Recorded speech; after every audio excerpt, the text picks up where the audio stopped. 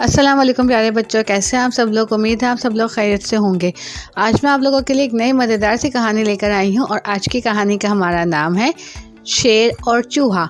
इसमें मैं आपको बताऊंगी कि कैसे एक चूहे ने शेर की जान बचाई थी और फिर उन दोनों में दोस्ती हो गई थी। चलें अब हम लोग अपनी कहानी की तरफ चलते हैं। एक दफ़ा का जिक्र है, एक जंगल में एक शेर रहता था और एक दिन वो शेर अपने शिकार के बाद जंगल में आराम कर रहा था।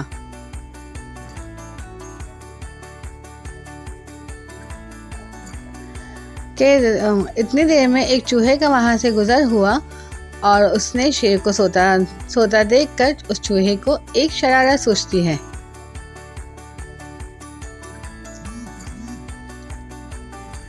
चूहा सोते हुए शेर को तंग करने लगता है। शेर के ऊपर चढ़ता है, फिर नीचे उतरता है। चूहे को ये सब करने में बड़ा मजा आ रहा था।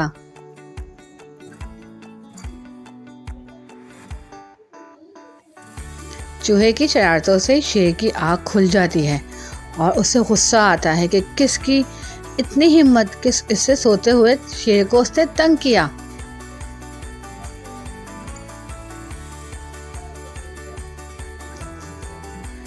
शेर को उड़ता देखकर चूहे को डर लगता है और चूहा हाथ जोड़कर बोलता है, बादशाह सलामत, मुझे माफ़ कर दें, मुझसे गलती हो गई।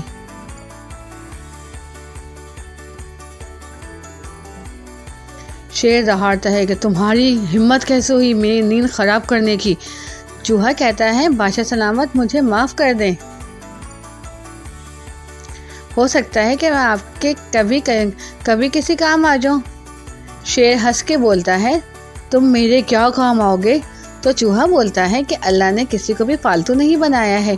शेर कहता है कि जाओ, तुम्हें माफ़ किया, अभी वैसे भी मुझे भूख नहीं है, और वो चूहे को छोड़ देता है। एक दिन फिर क्या होता है कि जंगल में दो शिकारी आते हैं और उन्हें शेर का शिकार करना होता है। वो लोग शेर के लिए जाल बिछाते हैं।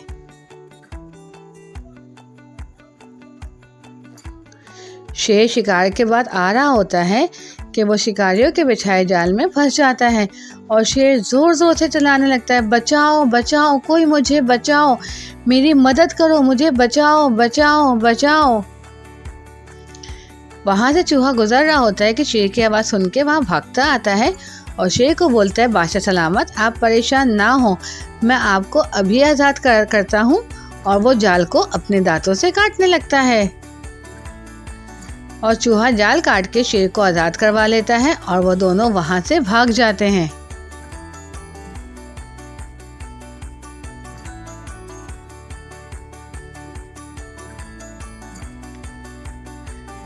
और इस वाक़ये के बाद शेर और चूहे में दोस्ती हो जाती है और दोनों जंगल में अक्सर खेलते हुए नजर आते हैं। कभी चूहा जो है वो शेर के ऊपर बैठ के खेल रहा होता है, कभी चूहा और शेर दोनों आपस में खेल रहे होते हैं। तो प्यारे बच्चों, हमें इस कहानी से क्या सबक मिलता है। हमें इस कहानी से ये सबक मिलता है कि अल्लाह ताला ने अपने हर मखलूक को किसी न किसी मकसद से बनाया है और कोई भी चीज़ फालतू या कमतर नहीं है। तो हमें